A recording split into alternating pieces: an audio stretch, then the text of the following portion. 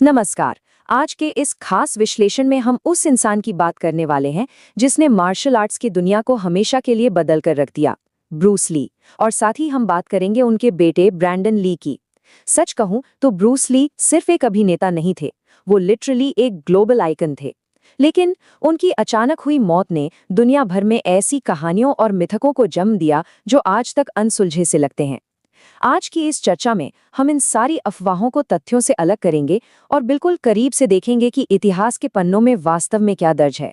Hollywood की कहानियों के पीछे का असली सच क्या है, आइए पता लगाते हैं। तो चलिए, नंबर 1, सबसे पहले हमें 20 जुलाई 1973 की उस रात की जमीनी हकीकत को समझना होगा। हांगकांग के काओलून टोंग इलाके का वो अपार्टमेंट जहां ब्रूस ली ने अपनी जिंदगी की आखिरी शाम बिताई थी। इस टाइमलाइन पर जरा गौर कीजिए, सब कुछ कितना सामान्य लग रहा है ना। शाम 5 बजे ब्रूस ली अपनी सहकर्मी और दोस्त अभिनेत्री बेटी टिंग पई के घर पहुंचते हैं। फिर शाम 7 बजे उन्हें थोड़ा सिरदर्द महसूस होता है, जिसके लिए टिंग पई उन्हें एक बहुत ही नॉर्मल सी दर्द निवारक दवा एक्वाजेसिक देती हैं। ब्रूस आराम करने के लिए लेट जाते हैं। रात 9:45 पर निर्माता रेमंड चौ वहां आते, लेकिन वो इस 32 साल के बेहद फिट महानायक को जगा नहीं पाते। जरा सोचिए, ये सब कितना अचानक था। रात 10 बजे एम्बुलेंस बुलाई जाती है, लेकिन तब तक बहुत देर हो चुकी थी। जरा बेटी टिंग पाई के इन शब्दों को सुनिए। ये शब्द उस गहरे दर्द और सदमे को दर्शाते हैं जिससे वो गुजरी थी। उस वक्त वो सिर्फ 26 साल की थी। अब सोचिए, एक ऐसा इंसान जिसे पूरी दुनिया किसी सुपर हीरो की तरह पूजती थी, वो अचानक उनके बिस्तर पर दम तोड़ देता है। इसके बाद जो जनविरोध हुआ, बम की धमकियां मिली, उसने टिंग पाई की पूरी जिंदगी बदल दी। ये हमें याद दिलाता है कि उस रात एक आम इंसान की मौत हुई थी, पर्दे पर दिखने वाले किसी अजय भगवान की नहीं। अब आते हैं दूसरे हिस्से पर, मेडिकल मिस्ट्री। ब्रूस ली की फिटनेस किसी 18 साल के युवा एथलीट जैसी थी, तो फिर ऐसा इंसान इतनी अचानक कैसे मर सकता है? यहीं से शुरू होती है असली जीव विज्ञान की जांच। आधिकारिक रिपोर्ट की माने तो मौत का कारण था सेरेब्रल एडिमा, यानी मस्तिष्क में जानलेवा सूजन। इसे इक्वाजीजिक दवा में मौजूद मेप्रोबामेट नाम के एक तत्व से हुई गंभीर एलर्जी का नतीजा बताया गया। लेकिन एक और एंगल भी था। उनके करीबी दोस्त चक नॉरिस का मानना था कि ब्रूस ली ने अपनी स्लिप्ड डिस्क की चोट के लिए जो दवा ली थी, उसने सिरदर्द की गोली के साथ मिलकर शरीर में खतरनाक रिएक्शन कर दिया था। अब जो बात यहाँ सबसे ज्यादा दिलचस्प है वो ये है कि हमारे सामने दो बिल्कुल विपरीत थ्योरीज हैं। एक तरफ वो ऑफिशियल एलर्जी वाली थ्योरी है और दूसरी तरफ जीवनी लेखक मैथ्यू पॉली की हीट स्ट्रोक यानी लू लगने की परिकल्पना है, जो उन्होंने 2018 में अपनी रिसर्च के बाद पेश की थी। सच कहूं तो पॉली सा सिद्धांत सुनने में शायद कम सनसनीखेज लगे, लेकिन बायोलॉजिकली ये बहुत ज्यादा ठोस है। पॉली की रिसर्च के ये पॉइंट देखिए। मौत से सिर्फ 10 हफ्ते पहले एंटर द ड्रैगन की डबिंग के दौरान ब्रूस ली एक बिना एसी वाले बहुत ही गर्म कमरे में बेहोश हो गए थे। तब भी उन्हें सेरिब्रल एडिमा ही हुआ था। लेकिन सबसे बड़ा खुलासा क्या था? स्क्रीन पर अच्छे दिखने के लिए ब्रूस ने सर्जरी से अपने अंडरआर्म्स की पसीने की ग्रंथियां यानी स्वेट ग्लैंड्स हटवा दी थी। इसका मतलब है कि उनके शरीर की नेचुरली खुद को ठंडा रखने की क्षमता बिल्कुल खत्म हो गई थी। और एक बार जब आपको हीट स्ट्रोक हो जाता है तो दोबारा इसके होने का रिस्क कई गुना बढ़ जाता है। ये एक बहुत बड़ा रेड फ्लैग था। चलिए जीव विज्ञान को यहीं छोड़ते हैं और तीसरे पॉइंट पर आते हैं, ट्रायड माफिया का मिथक। क्योंकि अक्सर होता यह है कि जब किसी लेजेंड की मौत होती है तो लोगों को साधारण सच हजम नहीं होता। तो सवाल ये है कि क्या ब्रूस ली को सच में चीनी माफिया ने निशाना बनाया था?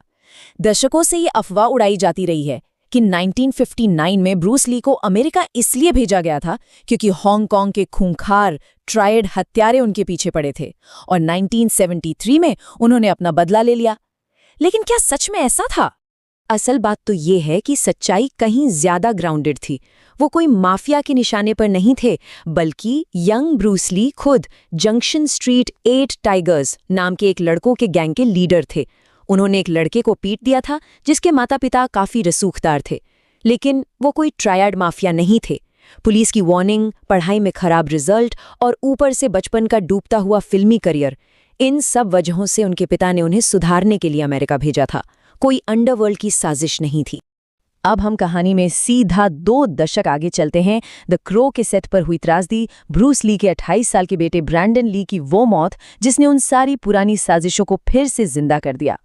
ये 31 मार्च 1993 का दिन था। फिल्म द क्रो की शूटिंग चल रही थी। ब्रैंडन ली, जिनकी शादी होने में बस कुछ ही हफ्ते बाकी थे, उन्हें सेट पर एक प्रॉप बंदूक से चलाई गई गोली लग जाती है। ये इतना भयानक हादसा था जिसने पूरी फिल्म इंडस्ट्री को हिलाकर रख दिया, और रातों रात लोग फिर से ब्रूस ली की रहस्यमयी मौत की चर्चा करने लगे। लेकिन जांच रिपोर्ट के ये स्टेप्स बिल्कुल साफ कर देते हैं कि असल में वहां हुआ क्या था। कोई हत्या या साजिश नहीं थी। पहले इस्तेमाल किए गए एक डमी कारतूस का एक छोटा सा टुकड़ा टूटकर बंदूक की नली में फंस गया था।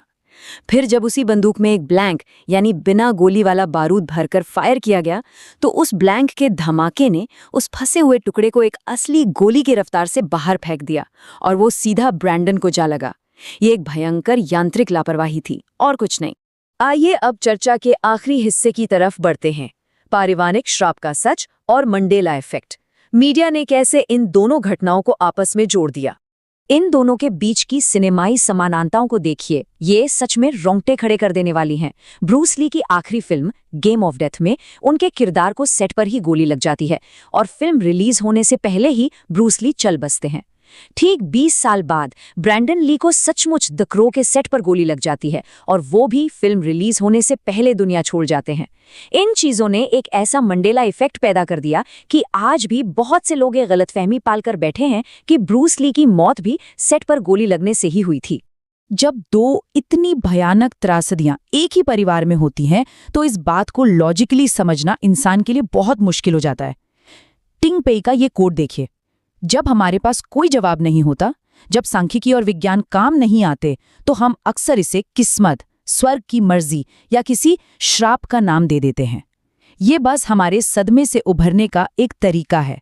लेकिन अगर हम इस तथाकथित श्राप का बिल्कुल कड़ाई से फैक्ट चेक करें तो सच्चाई बिल्कुल अलग है। लोग कहते हैं कि ली परिवार के पुरुषों पर कोई श्राप था, लेकिन ब्रूस ली के बड़े भाई पीटर 69 साल की उम्र तक जिए। उनके एक और भाई रॉबर्ट आज भी हमारे बीच हैं। किसी पीढ़ियों तक चलने वाले अलौकिक श्राप का कोई भी सबूत नहीं है। ये बस दुखद संयोग थे। तो इस पूरे विश्लेषण के अंत में हमें एक बहुत ही गहरे मनोवैज्ञानिक सवाल पर विचार करना चाहिए। हम श्राप और माफिया की कहानियां क्यों बनाते हैं? शायद इसलिए क्योंकि ये मानना बहुत डरावना है कि ब्रूस ली जैसा ताकतवर इंसान सिर्फ एक हीट स्ट्रोक या एलर्जी से मर सकता है, या फिर एक छोटी सी प्रॉप गन की गलती किसी की भी जान ले सकती है। मिथक हमें एक झूठा दिलासा देते हैं कि दुनिया कंट्रोल में है, जबकि हकीकत यही है कि मानव जीवन बेहद नाजुक है। एक लेजेंड की जिंदगी और मौत का यही सबसे बड़ा सच है। हमारे साथ इस चर्चा में जुड़ने के लिए बहुत बहुत शुक्रिया। उम्मीद है इसने हम सभी को कुछ नया सोचने पर मजबूर किया होगा।